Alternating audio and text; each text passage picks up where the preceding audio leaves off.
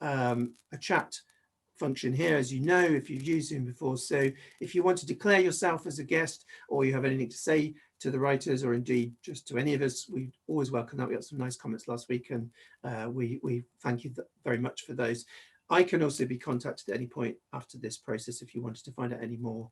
And most of the writers and the directors have got their contact details in the programme. Although Hebe Brown, who's her contact details seem to be all in Latin, so we may have to sort of direct you to her because her details don't currently feature in the programme. So before we go any further, I'd like you to just hand over briefly to Mike Bernstein, my colleague in drama. Thanks, Mike. Hi, thanks, Steve. Hello, everyone. Thanks very much for coming back.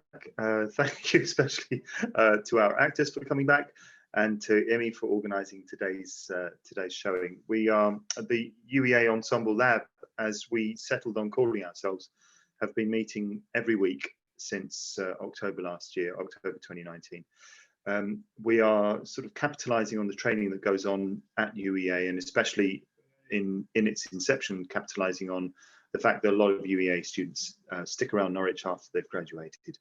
And it's an opportunity for us all to continue to do ongoing training, to explore, to write texts, to explore new texts. And in that context, just before lockdown, we had an opportunity to meet Steve's students and have a first look at some of their very early drafts of the dissertations that they were working on. So it's been a joy to come back to see the development of those, and to give voice to some of that writing.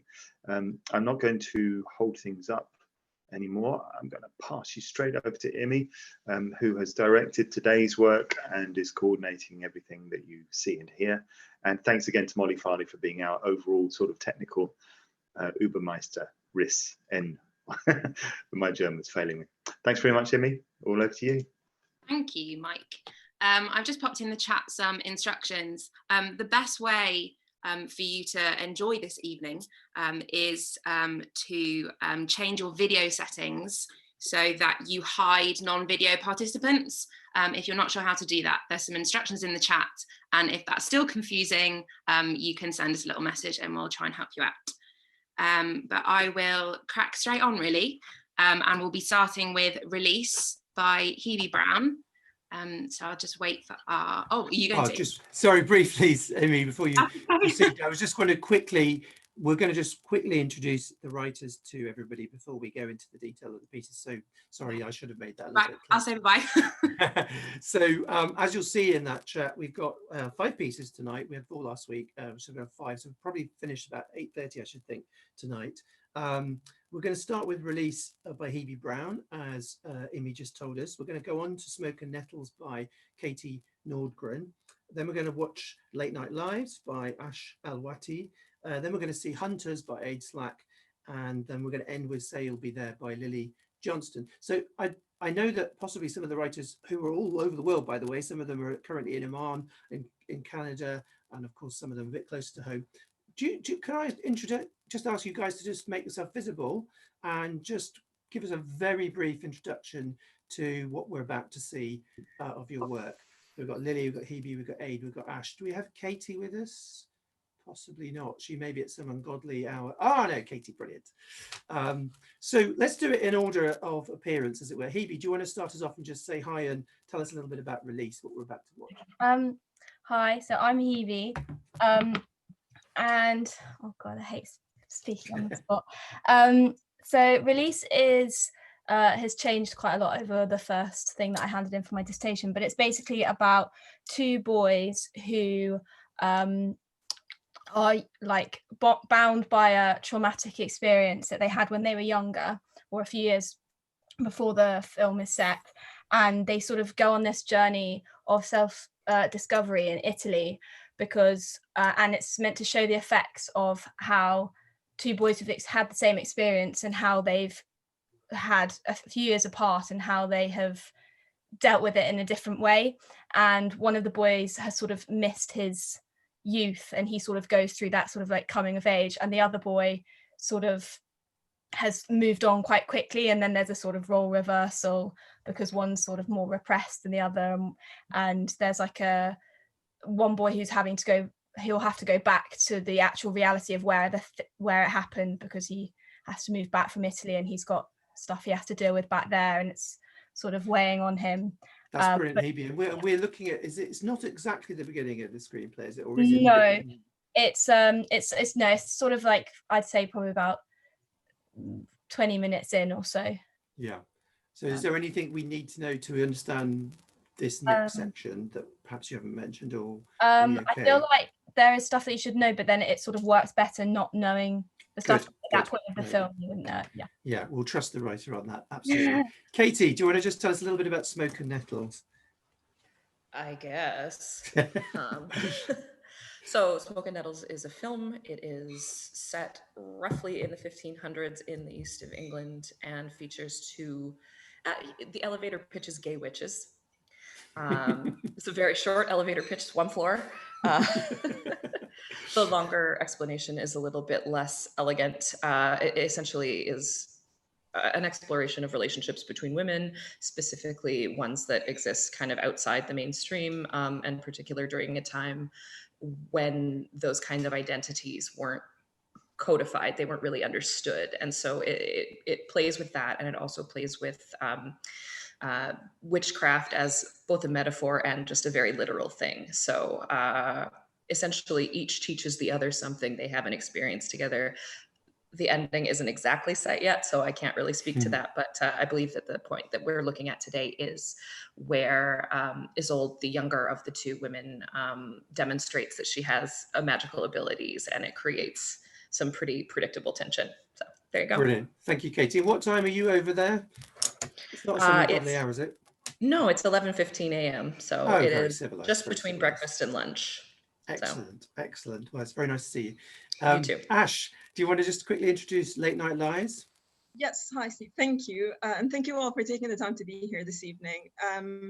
Late Night Lies is a television series. This is the opening pages of the pilot episode. And what starts off as an engagement party gone off will soon turn into a feminist revenge scheme that exposes the flaws of a society, of a male-dominant society that promotes itself as flawless and perfect.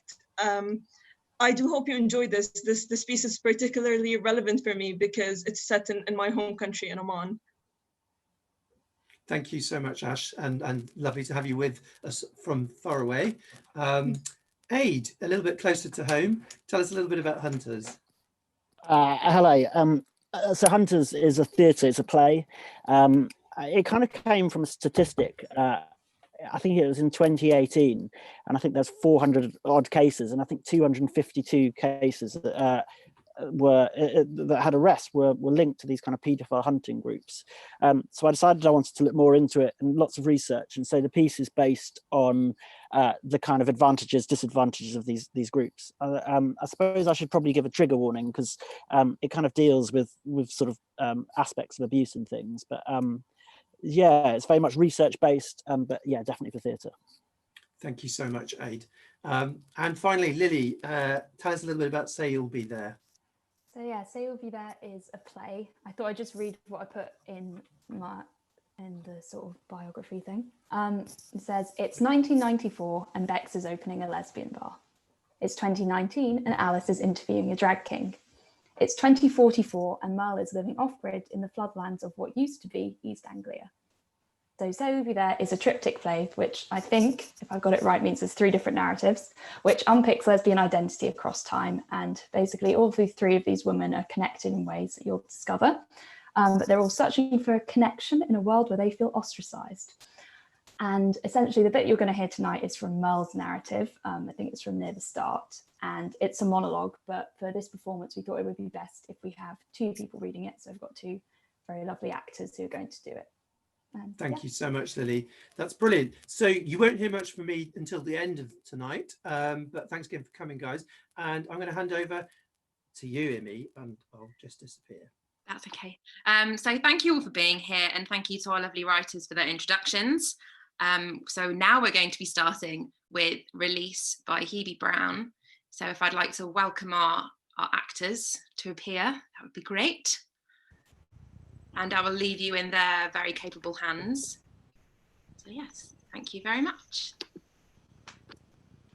Exterior. Bar, Central Florence, early evening. 2007, early summer. It is a busy night. Tables and chairs spill out onto the cobbled street as people sit around, laughing, drinking, and smoking. They are covered by a red canopy. Fairy lights decorate the shutters and balconies all down the street. Mopeds weave down the narrow road, avoiding children as they run wild. An old man leans over his second-floor balcony and smokes a cigar while watching the scene. A young boy kicks a football. It bounces onto a wall opposite the bar, rebounds, and lands on the red canopy. The bar owner shouts at the children and shoos them off. Lockie, mixed, Caribbean, English, Irish, 19, and Kit, English, 19, sit having a beer right on the edge of the street, only just covered by the canopy. Kit watches as the ball begins to roll down and puts his hand out to catch it. He flicks it back to the children, and they run off, giggling. Remind you of someone? Although, didn't you smash the ball straight through a window? Lockie smiles and twiddles with the label on his beer bottle. I blamed it on that kid from school. He was so desperate to be noticed by us, he didn't even dispute it. What kid? The little blonde one that always follows us around? Kit shrugs. I can't remember his name. He was the year below, I think. I never understood why he wanted to be like us anyway. Reckon I'd rather be the kid that nobody can remember. People still remember us then? Lockie fiddles with his beer again. After a while, he looks up. People talk. About me, mostly. I guess they're just worried or feel sorry for me or something. People stopped talking about you after you moved away. Well, you know I didn't have A a... moped pulls alongside the bar. Lockie turns his attention to it as it stops next to them. The driver takes off her helmet. Her dark hair falls down past her shoulders. Kit! Flustered, Kit stands up. He is still thinking about the previous conversation.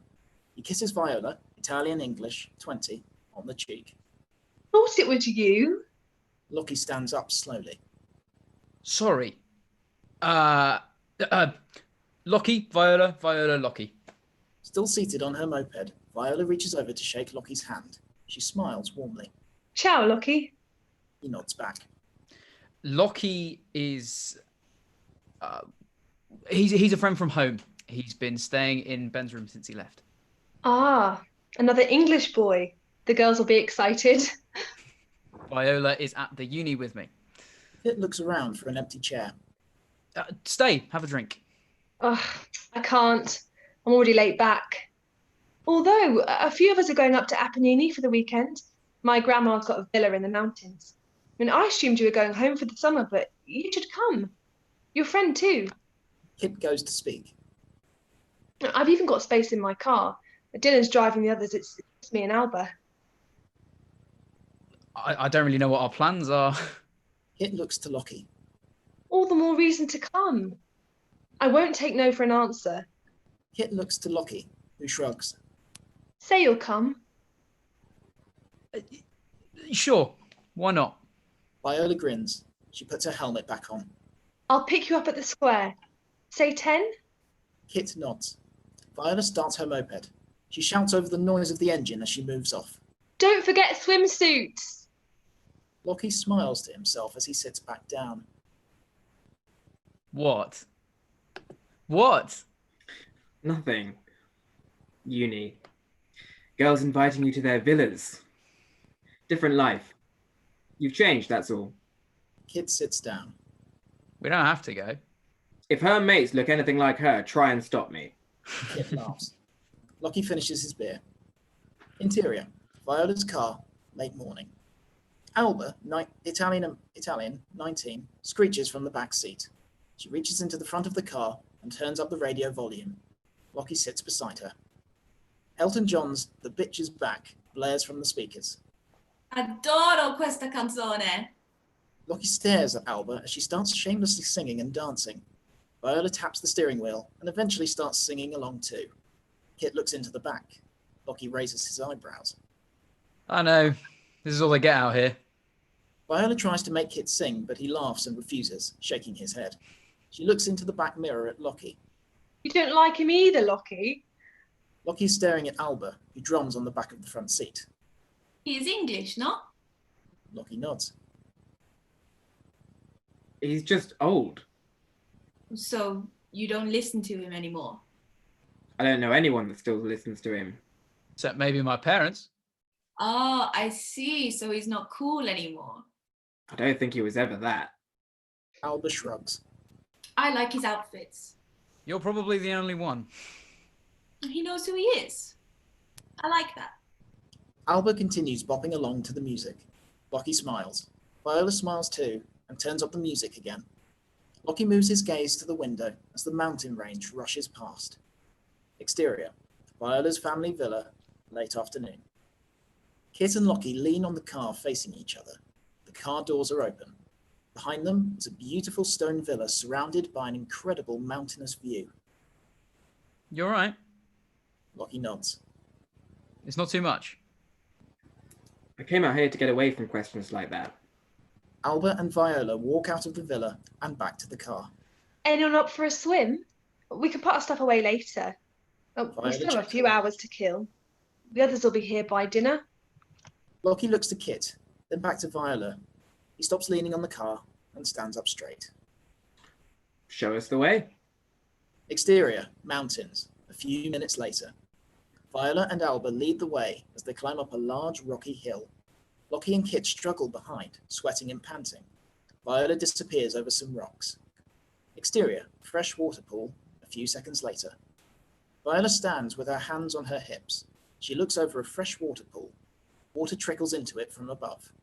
Dapples of sunlight shift across the water as a breeze stirs the trees. The others climb up behind her. She turns and smiles at them. Told you it was worth it. Viola quickly strips off and jumps in. She holds herself under the water. The others watch as the ripple she caused slowly flatten. After a few seconds, she bursts back out, pushing her hair out of her face. She smiles, treading water. What are you waiting for? Kit and Alba begin undressing quickly. Lockie slowly takes off his shoes.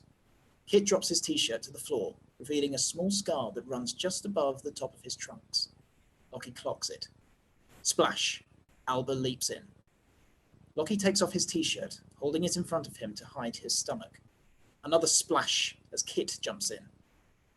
Lockie watches the others as they splash each other, taking no notice of him. He drops his t-shirt, revealing a large scar which stretches right the way down his abdomen. He quickly jumps in. He resurfaces, keeping his knees bent and his lower body submerged. Viola smiles at him. She lies on her back and looks up at the trees. Exterior, Viola's garden, early evening. A washing line full of swimsuits sways in the breeze. Interior, bedroom villa, early evening. Lockie stands in front of a mirror. We get a longer glimpse of the scar as Lockie slowly buttons up his shirt. Behind him are two single beds. There is a plain chest of drawers with flowers on it and a single shuttered window. The bathroom door is closed, but you can hear the shower running. Lockie walks over to the flowers. He rubs a petal between two fingers and smells it. The bedroom door is slightly ajar. Lockie sees a sculpture in the corridor. He walks towards it. Interior, corridor, a few seconds later. Lockie looks around before approaching the sculpture. It is a semi-robed male figure. His body is slightly twisted, so half of his torso is exposed. He is athletically built and perfectly formed. A door opens at the other end of the corridor. Viola steps out. She smiles when she sees Lockie. She walks to join him. Do you like it? Lockie shrugs. We used to have more. We've donated quite a few. There's an exhibition on.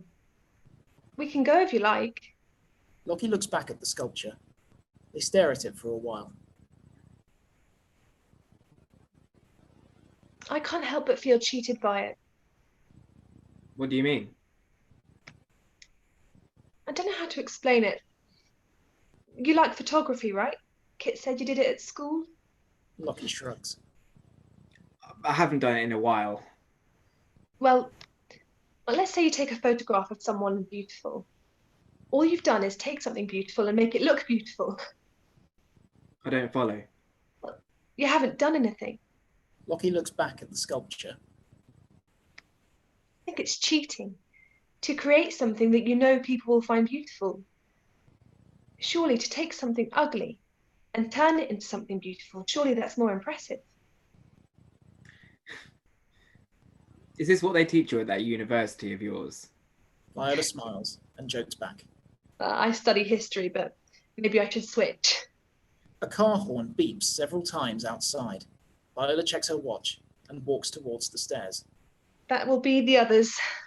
Viola begins to walk down the stairs. Lockie watches until she is almost around the corner.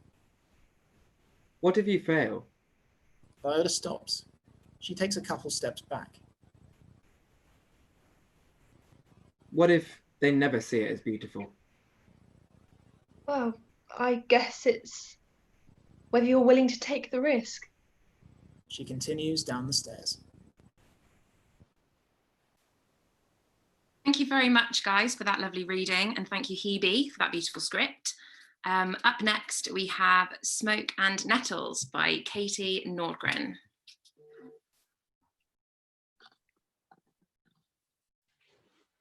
Exterior, Maud's Gardens, day. Isolde is crouched on the ground with a basket, picking beans off of a vine. Maud putters around, checking on her vegetables and herbs. Isolde has just filled her basket when Maud notices something wrong. Oh no. She disappears partway into the foliage as she inspects the plants deeper. Isolde goes to her.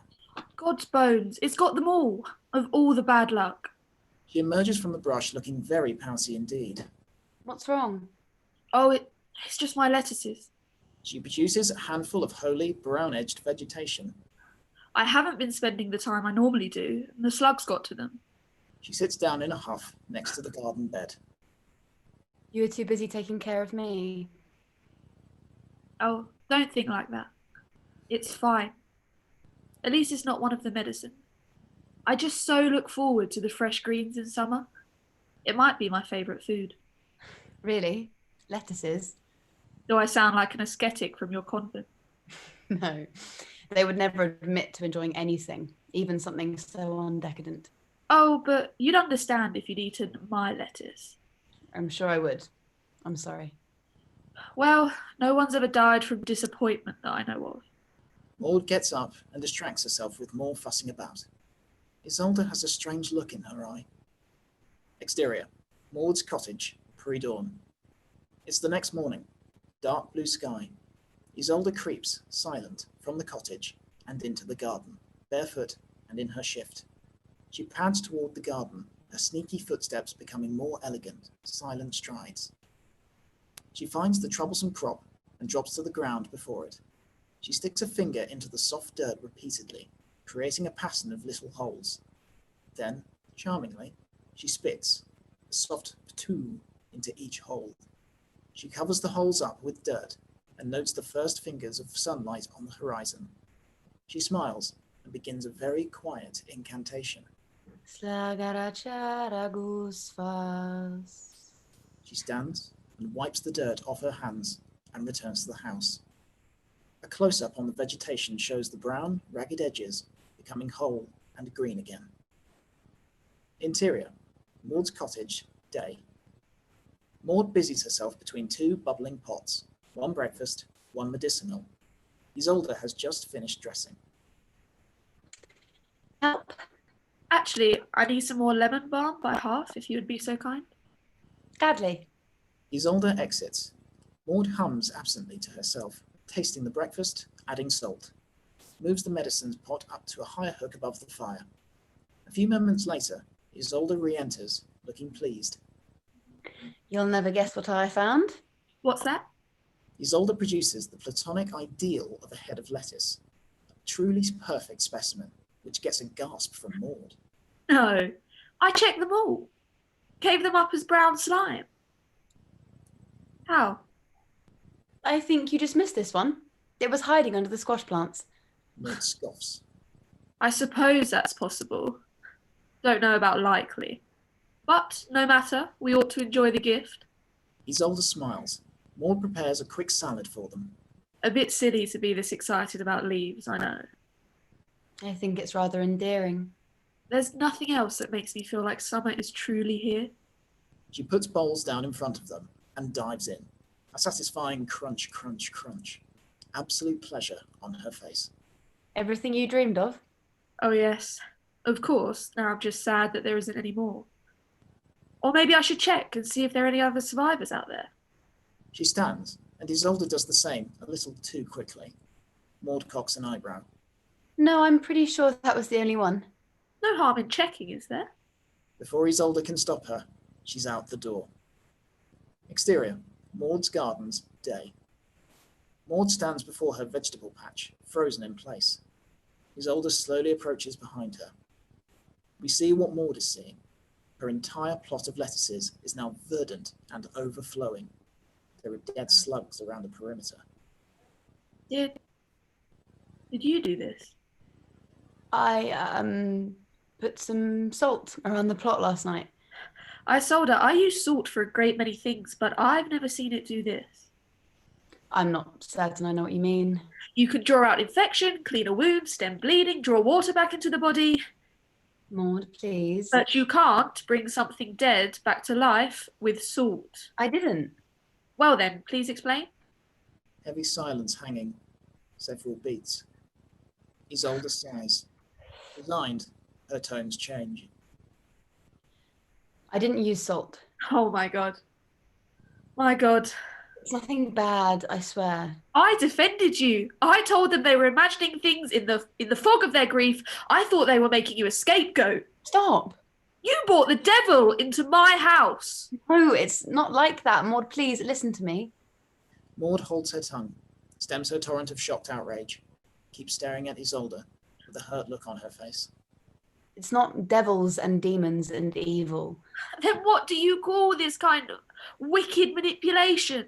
Not wickedness, just nature. The earth, the animals, the weather, I don't really know how to explain. I wanted to tell you, but I worried it would be like this. Like this? She said it might be like this if anyone knew. Who? What? Isolde clasps Maud by the shoulders, looks her in the eyes. Listen. I'll tell you everything, but you have to listen. Maud reluctantly nods. They go inside. Interior, Maud's cottage, day. Women sit across from each other at the table. Tense symmetry. Isolde fidgets with an empty cup. You don't believe me? I never said that. Your face does. What you're telling me is unbelievable. Every new thing, stranger still. Isolde shrinks, puts her head down on her arms on the table. Maud reaches across to her. But I believe you believe it. You believe me, but you think me mad. How reassuring. Have patience with me, Isolde. I thought I understood the world, and here you are proving that so wrong. Here you are, and everything has changed. Isolde looks down and realizes they're holding hands, that Maud is not, in that moment, rejecting her. She visibly relaxes. I'm frightened. I won't pretend I'm not. You have nothing to fear from me.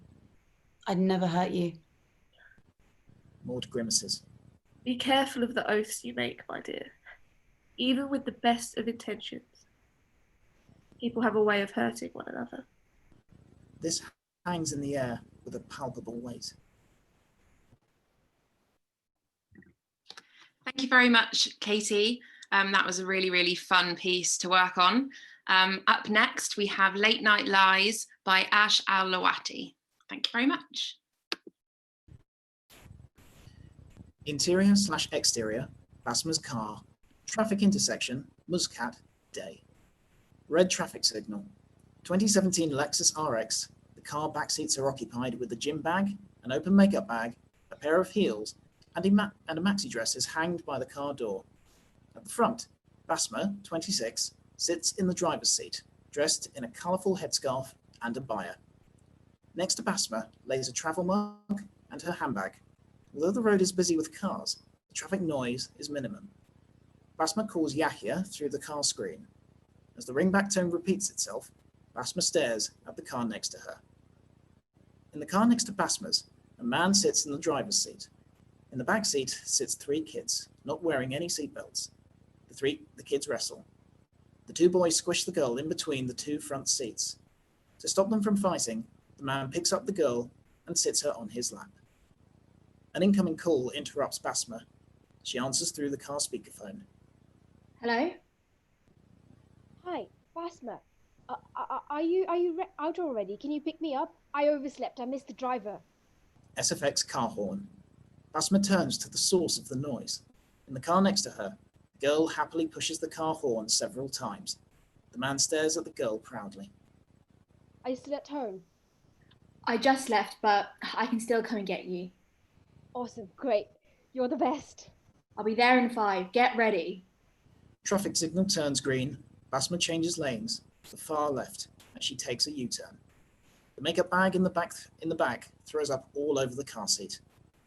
Interior/exterior, Basma's car, Yumna's building, day. Basma's parked in front of a residential building, one of several in view. As she waits for Yumna, she moves her handbag to the back seat. She rolls her eyes as she notices the open makeup bag. Yumna, 24, gets in the front car seat next to Basma, dressed in a black abaya with her hair loosely wrapped in a headscarf. Morning, beautiful. You don't go tired of sucking up, huh? Sucking up to the examiners didn't work. They kept failing me. Basma drives out. You gave up too soon. 6 tests was too soon. Well, I don't mind driving you, but you'll have to find someone to drive you back this afternoon, though. My brother's coming to pick me up later. It's all good. Is he visiting? Yeah, he's visiting. Basma calls Jafar through the car screen. Who are you calling? Jafar. Yaya's not answering. The 2 of them should be on their way back from the field. Yumna realizes that her headscarf has now fallen off over her shoulders. She picks it up and wears it tightly and neatly. SFX phone beeps. Intercept message. The number you are calling is out of reach. Please try again later. Where the hell are they? It's still 8. They have time. Yeah, I guess. Anyways, your brother will drop you off tonight then. Actually, I'm sort of going back with him to the country. Huh? Yours is more of a family event anyway. I'll feel out of place. Event? You know what I mean. Exterior. Car park/bank entrance. Day. Basma and Yumna walk from the car park to the bank's entrance. Some customers wait outside the bank's entrance. The bank is located on the ground floor of a commercial building. Please try to understand, Basma. I didn't go back last weekend, and you know my parents aren't too comfortable. Are they worried about sending you to a party in Muscat? Worried we'll get you drunk on Red Bull and Mountain Dew? Basma and Yumna reach the bank entrance. Excuse me. The customers step back to make space for the girls to enter. We'll be with you in a minute. Interior. Bank. Continuous. Basma and Yumna enter the bank and print their fingers on the biometric attendance system. The empty waiting area is shaped in the middle of the floor, surrounded by cubicle-like counters. At each counter sits a teller. The females are dressed in an abaya with headscarves that cover their hair. The males dressed in a dish dasher and a mussar over their heads. The branch manager's office overlooks the waiting area and protected by glass walls. Medea, 33, the branch manager, notices Basma and Yumna as she passes by, reading from a tablet that she's holding. Morning, ladies. Morning, Medea. I'm terribly sorry. I'm terribly sorry. I missed the driver and Basma had to pick me up. Again, you should really start paying Basma instead of your driver. You should indeed.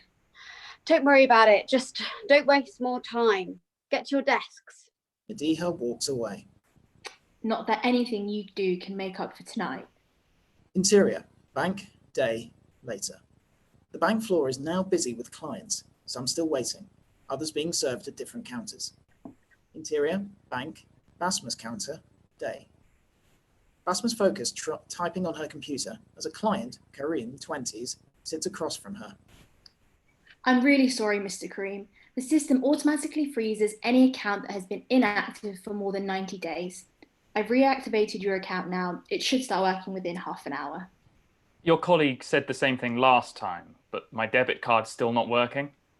I'm confident that I've reactivated both the card and the account this time. Basma hands the client his ID card and his debit card. As I've said, give it half an hour and it'll be good to go. I'll take your word for it, Miss Basma. Thank you. Have a good day, sir. Basma shakes Kareem's hands as he leaves. Sultan, 30, peeks into Basma's cubicle. If it isn't the bride herself, what are you doing here today? It's only an engagement party, Sultan. Yeah, but shouldn't you be at home or at the spa getting ready? I'm leaving soon. I spoke to Madiha already. Assalamu alaikum. Samir, 40s, walks into Basma's cubicle. She frowns as he enters, smiling. Samir's mussar is informally wrapped around his head as he shows off the 2 phones that he carries. Walaikum salam. Walaikum salam. Well, congratulations in advance. Take it easy today. I will. Thank you, Sultan. Sultan leaves as Samir takes a seat across from Basma. I need to make this transaction, please. Samir hands Basma some forms. Basma takes a quick look at them. You don't have to come to the branch for this type of transaction anymore. I've mentioned that before. You can finish it using the online banking services. I'm not so good with technology, and I doubt my laptop is this good to stare at. ID, please. Samir hands Basma his ID. She points to the biometric fingerprint reader. Index, please. Samir prints his index on the reader as Basma copies his info from the ID onto the computer system. Perhaps you can teach me how to operate the online banking account thing.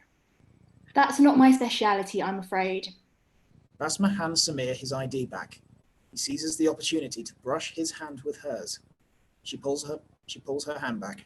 That's it. Basma hands Samir his forms back. You can go back to the waiting area. One of my colleagues will be with you soon. Excuse me? I need to leave and so do you. Offended, Samir takes his ID and forms and walks out. Basma sighs, helpless. Basma shuts her computer hurriedly. She picks her handbag and walks over to Sultan's counter. Interior, bank, Sultan's counter, continuous. Sultan is busy with a client. She waits for him patiently. Do you need anything, bride? Yeah, I need to leave now, and I was wondering if you could take over my last client. He's that guy there.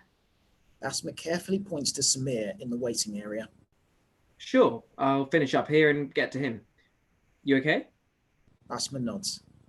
Thank you, Sultan. I owe you one. You can always repay me with chocolate or lunch or anything edible, actually. Basma laughs, looking better as she walks to Madiha's office. Basma's phone rings. She answers instantly.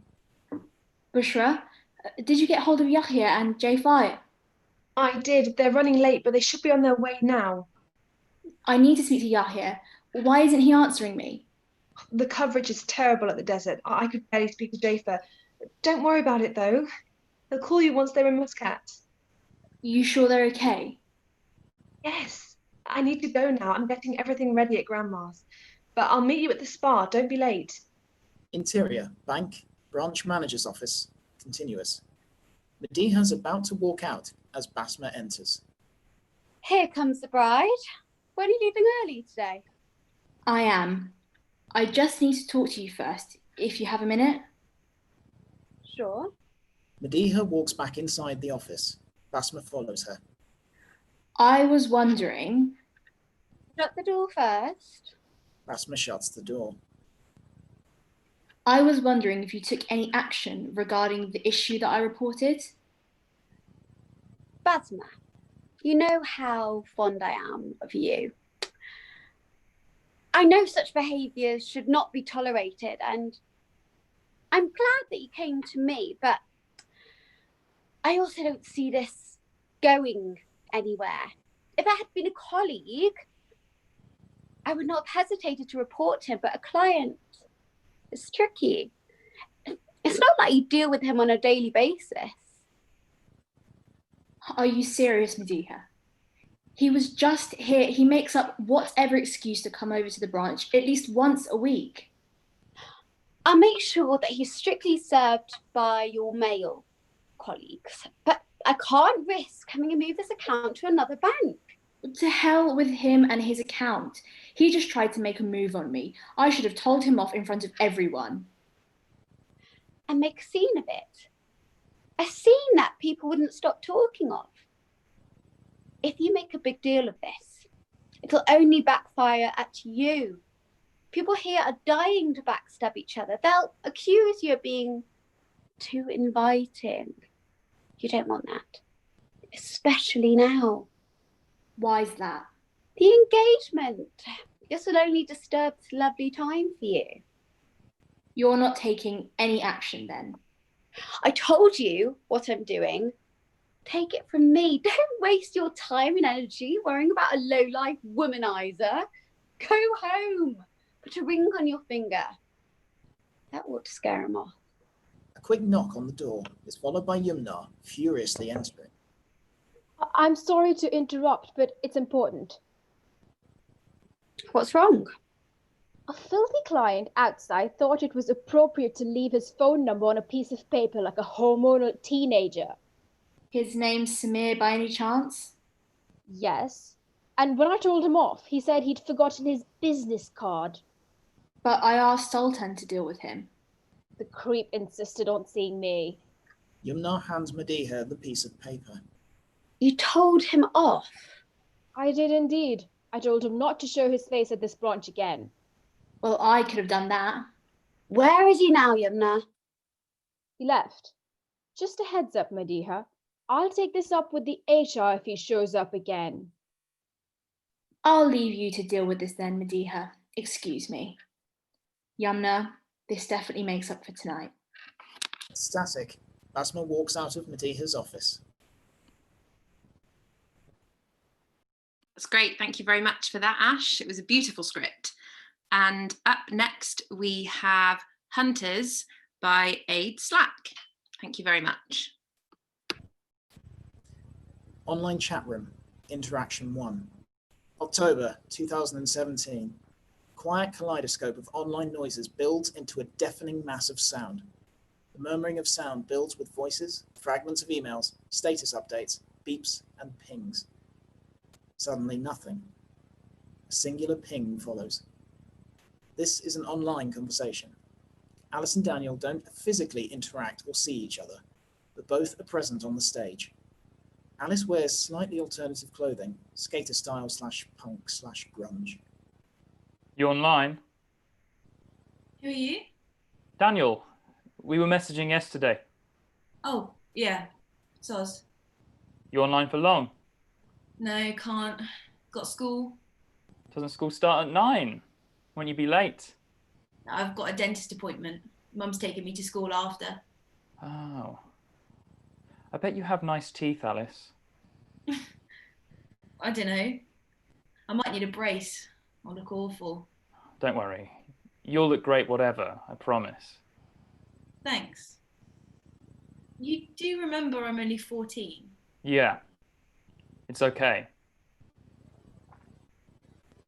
You all right then? Yeah. Better now I've spoken to you again. You don't mean that? I do.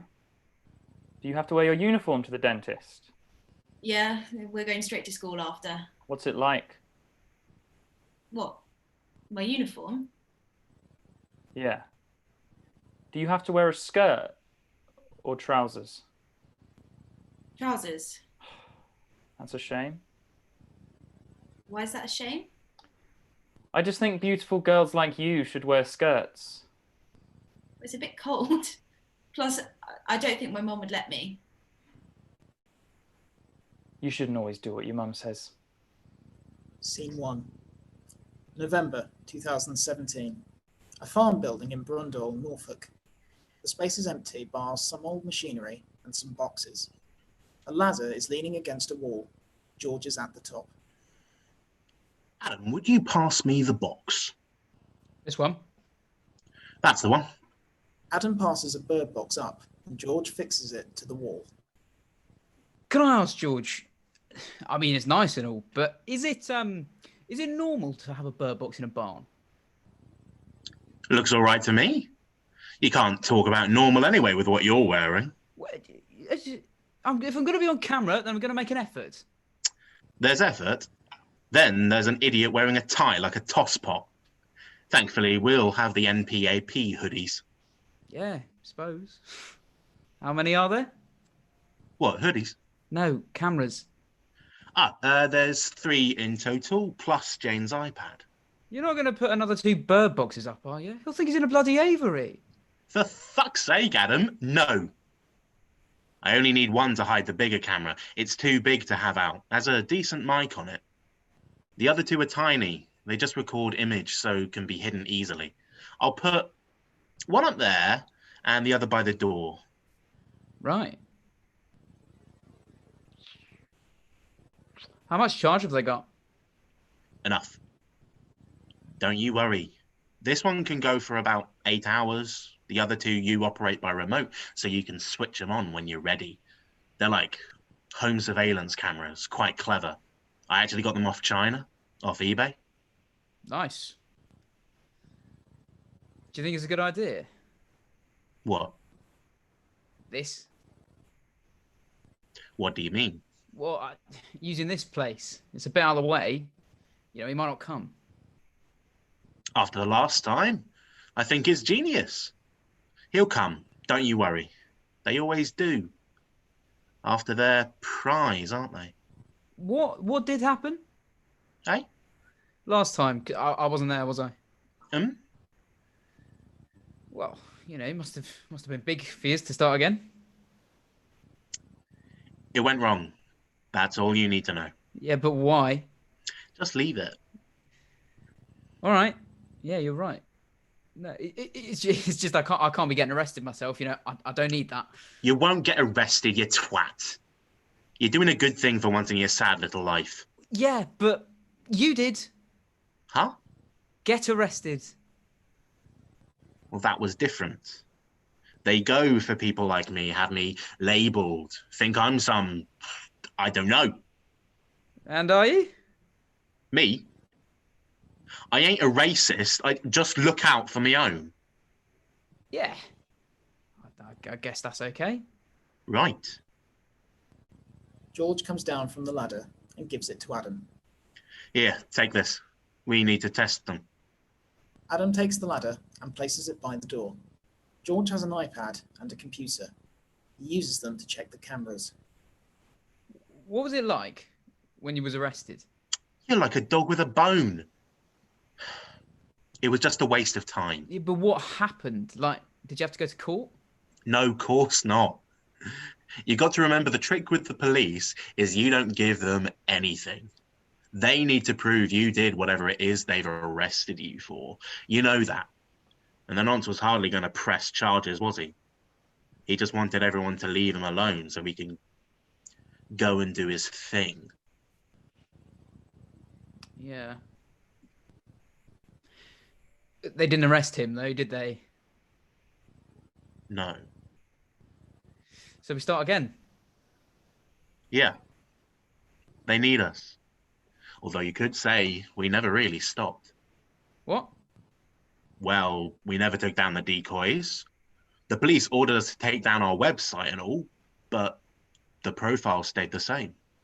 Right. The paedophiles kept coming. They didn't stop. They kept starting conversations with our girls, and so we carried on. How many? How many what? How many people are we talking?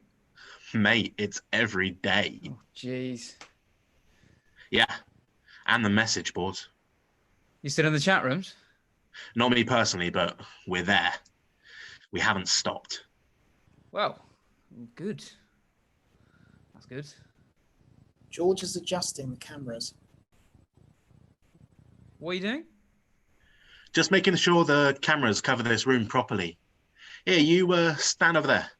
Okay. Right. Right. So who is doing stuff in the chat rooms? What? Like who's been the underage girl? Is it Jane? Jane? No, she's working at a school in Norwich. She can't because of because of safeguarding or something. Doesn't want to cross the line. Adam? Yeah. Sorry. Was just thinking. Chris is using that girl, isn't he? The 19-year-old? Yeah, she's been around. She's a bit young, isn't she? Yeah, but she's an adult. If she says she wants to help, then fair play to her. Her name's Alice. She's more convincing than any of us. I can't talk like a teenager, can I? I don't know what they're saying half the time, and the bloke would see it a mile away. What do you think she makes of it, this Alice? Does she do the talking online? Yeah, some of it. She has help. Chris is there too. She's not on her own, because that wouldn't be fair on her.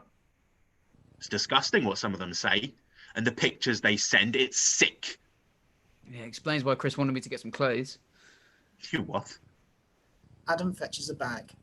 I had to go into the shops this afternoon. He wanted me to buy some girls' clothes. I knew it was going to be for her. Fuck's sake. What's wrong with the clothes she's wearing? That's what I thought. I got a dress, some leggings and a jumper. Cost me 30 quid. I don't know. It feels a bit wrong, doesn't it? I mean, do you know what I mean? We needed to change some things. We had to. Yeah, but how does having the decoy here make any difference? I feel we're just giving the sicko what he wants. The issue we had before was the nonce said he was being set up. A victim of fucking fraud. He tried to make up that he was here to see who we were and what we were up to. It was a masterpiece in acting. It was shocking. So what did you do? Well, let's say I stopped him smiling. That's what I did. What, and that's when the police arrived? Something like that. But I still don't get why having the decoy here will solve that. The idea is we capture on camera the moment the offender meets the girl. What he says to her, and if he tries anything, it's about collecting better evidence, a better case. Yeah, it's... Oh, this is crazy. What about if it goes wrong? It won't. We've made sure of it. The cameras will pick up everything, and we'll be in the barn next door watching the whole thing. Soon as we've got enough, we move in, and it's a normal meet. Honestly, we've thought of everything. We went over everything. I don't know. What if he goes in the wrong barn or something? Alice will be waiting at the barn door. He'll go straight to her. Okay, yeah. What if the camera fails? It won't. We've got 3 cameras for the initial meet. Even if one fails, we'll have the other. I'm just worried. You know, like this Alice. Okay, does she even know what she's doing? Chris has been working with her. He'll be prepping her as we speak. Mm-hmm. Look, do you want a cup of tea? Calm yourself down?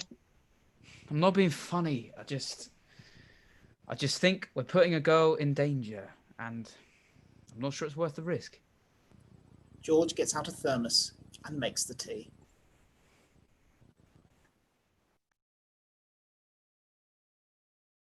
Thank you very much, Aid, for that. That was great. Finally, we have Say You'll Be There by Lily Johnston.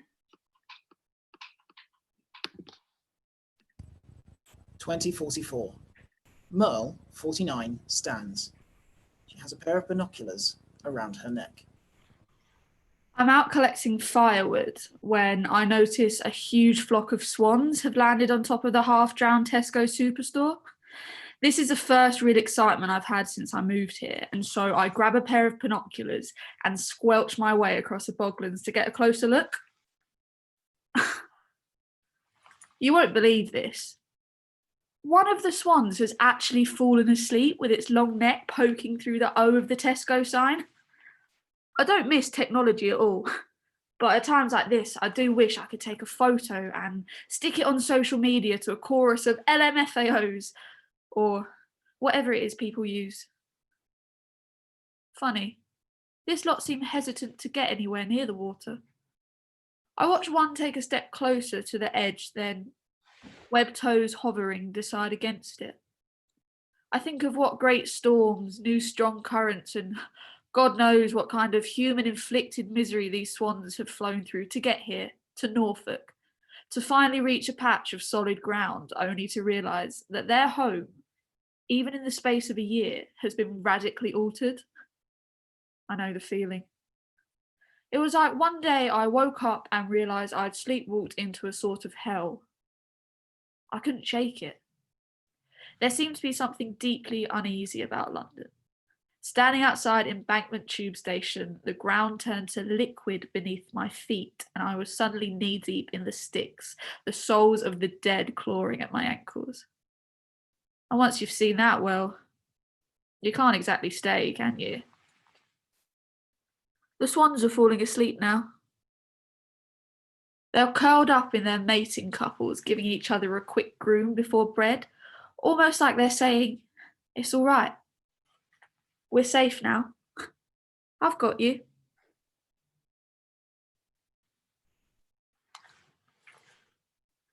I don't feel like watching the swans anymore. Do you know what the best thing about being a hermit is? I like that word, hermit. Like a little crab. Suits me. Anyway, the best thing about being a hermit, now I'm sure the politically astute among you are thinking, well, Merle, surely it has to be the ability to escape the crushing grip of the capitalist hetero-patriarchy. And whilst you're not wrong, I'm going to be honest with you, you get over that heady excitement pretty quickly once you've made use of your first composting toilet. No.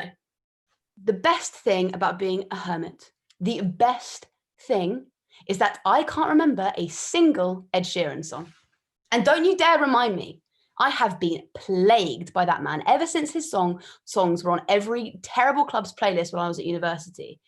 There's that god-awful Irish one, what was it? No, don't tell me, seriously, do not. For a few years, every time I went into a shop or turned on the radio, I'd run the danger of him popping up and ambushing me like a twee highwayman. And just when I thought I was finally free of him, they only went and dragged his decaying ginger body out for a sodding retirement tour. I like to rant. Maybe that's the second best thing about being a hermit. Uninhibited ranting. I'm in my kitchen peeling potatoes. I built this house myself, with the earth constantly shifting with the flooding. The only solid spot I could find was on the thick concrete roof of a BP garage. If the waters ever go down, it'll be a funny sight. But yeah, genuinely did build it myself. Use cob, which is this mixture of clay and hay and other stuff that you have to squash together with your feet. Well, I don't know if you have to, but the man on the internet did that and it looked quite authentic, so God, it was knackering. I'd work all day, then collapse asleep in my boat, my fingers numb and wrinkled from the constant handling of the damp earth. For weeks afterwards, I would still find mud in the crevices of my hands and feet. It was fantastic. My kitchen's walls are rusty red and round like a womb. My original plan was to try and get away from this normative architectural idea of a house needing to have a kitchen, living room, bedroom. But, well, it works for a reason, doesn't it? A place for cooking, a place for sleeping, a place for shitting. Separate. A couple of the potatoes are sprouting. Why, even now, are you still trying to reproduce? I asked them. You're about to be eaten. The sprouts, the potato babies, are toxic. I sliced them off. My mother is a terrible cook. She won't mind me telling you that. I don't know how she does it, but her food always tastes slightly damp. My mum, on the other hand, top notch. Yeah, I had two mums at a time when it was very unusual for someone to have two mums. I remember one time, it must have been just after I'd moved to a new primary school. We were asked to draw pictures of our families, and me, a mini Michelangelo, sketched out a portrait of what looked like a very traditional one mum, one dad, one child, 5 cats setup. My teacher liked it so much that she stuck it up on the notice board, and I will never forget her face at the end of the day when my Doc Martin wearing a bull dagger of a mum rocked up at the school gates to pick me up. Though In retrospect, I don't know why she was so surprised. The 5 cats should have been a dead giveaway that something distinctly queer was going on. So I have a mum and a mother. None of them were ever mummy. I was a very serious child. I suppose you could find it weird that my mother, the one who gave birth to me, is the one who gets the more formal name, but, well, if you met her, you'd understand. It's a bit confusing when the English language doesn't quite have the right words for your parents, but you find your ways around it. My mum always said I could call her dad if I wanted, but I didn't want to. I liked that my parents were different, but they didn't. It's like they wanted to seem like that family in my drawing, which was a near impossibility seeing as they ran a gay bar, and by the age of 3, I was already performing Kylie's Better the Devil You Know to an entranced audience of nursery school children. But anyway, even though, as it turned out, everyone in the household was a bit gay, with the exception of maybe 2 of the cats, my parents were still filled with this almost fanatical determination for me to have a normal childhood, for us to be a normal family. Well, eventually I realized that normal meant straight. Case in point, my mum makes a great potato and green bean casserole. Seriously, is there any dish more heterosexual than a bloody potato and green bean casserole? I'm attempting to cook that this evening. Something about the swans on top of the Tesco has unsettled me, and I'm searching for familiarity in root vegetables. I chop the potatoes into little discs and listen to a pair of broody pigeons going at it on my roof. I'm tempted to put some music on, but that would mean turning on my device, and that would seem like some sort of personal failing. My parents don't understand why I'm doing this. Though I guess why would they? They're in their 80s. Both had to deal with more than their fair share of shit and are now just happy that no one is bothering them. We have a gay Prime Minister, they say. A gay Tory Prime Minister, I jibe back. I don't dare ask them how they voted in the most recent election. When I was doing my activism work, giving speeches and the like, I described the general stance of this country today as, we gave you rights. Now, shut up. Shut up. Be normal. Get married. Have children. Contribute to the economy. Blame the migrants. Don't show affection in public. Actually, just don't talk about sex. You did enough of that in the 2020s. Sod that. Our country has nostalgiaed its way into another Victorian era. Only this time, the servants are robots. I behead some green beans with a satisfying whack, and as I begin heating water on the stove, I think about how my mum, my Doc Martin wearing, call me dad if you want, ball dagger of a mum, started growing her hair out a few years ago. Said it wasn't right for a woman of her age. She has a bob now. A bob. You see why I had to leave. I write blistering takedowns of the government in my head as I wait for the vegetables to boil, rehearse speeches as I assemble the casserole and stick it in the oven. Yes, I have a solar-powered oven. Just because I'm off-grid doesn't mean I'm a heathen. And then I remember that speeches need an audience, and I think again about turning on my device to play some music. The casserole's ready. I sit down and try it, and it's fine. Just not quite right. The air feels oddly humid for September, and I'm unsettled. The thing about meals is they're a lot better when you're cooking them for someone, aren't they? I suppose I haven't been, well, completely. I mean, you probably think I'm out here to stick it to the man, and well, you're not wrong. It's just also Okay, I have this theory. I think we, as a society, lack proper mourning rituals. Other cultures have them, like ripping clothes, wailing, creating altars. But us, we've gotten a bit blasé about people dying. I suppose with the population whose average age is older than me, that's to be expected. But I think she deserves rituals. And maybe I need them too. Because if I'm being completely honest with you, I'd tell you the reason I don't turn on my device is I'm actually too scared. in case the algorithms somehow realize and start recommending me self-help books or dating apps. This isn't for you, I tell the blank screen. This is private. But you know what worries me? What really worries me? I've left everything behind. I've built this whole house, but I'm not feeling anything. I leave the casserole half eaten and step out the door. My house is on an island in a place called Stalham. Though I suppose I'm the only one living on it now, so I guess I can call it whatever I like. A very damp Lesbos.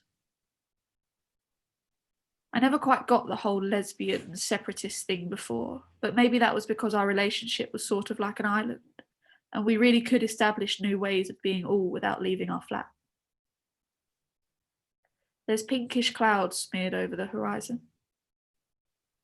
The sunsets out here really are astounding. I want to take a picture. No, I don't. Some of the swans have braved it and are stood in couples nibbling at the grass very elegantly. I reach the edge. The water is very still, like a taut string. I push my wellies off and step in. I walk so the water reaches my ankles, then my knees, and then I sit down. I don't know why. Maybe I'm hoping that the shock of the cold, the bleak flatness of the flooded landscape will stir up something, anything in me, but it's not. It's just not working, and I stand up and march back to the house and sit wrapped in a red towel in my red kitchen, shivering uncontrollably, and there's just nothing. And so I stand up and take the knife I was using to peel the potatoes and go back outside and slit the long neck of the nearest swan and watch glass-eyed as it hits the ground and turns the mud around it all rust-coloured and sticky. Oh, shit. I just remembered the tune of that Ed Sheeran song. Thank you very much, everybody. That was our final performance of this evening. I'm sure Steve will be back. Here's Steve. I'll hand it back to you. Thank you all so much. Well, first of all, I think we should all maybe make ourselves visible and give everybody a round of applause. Should we just quickly do that?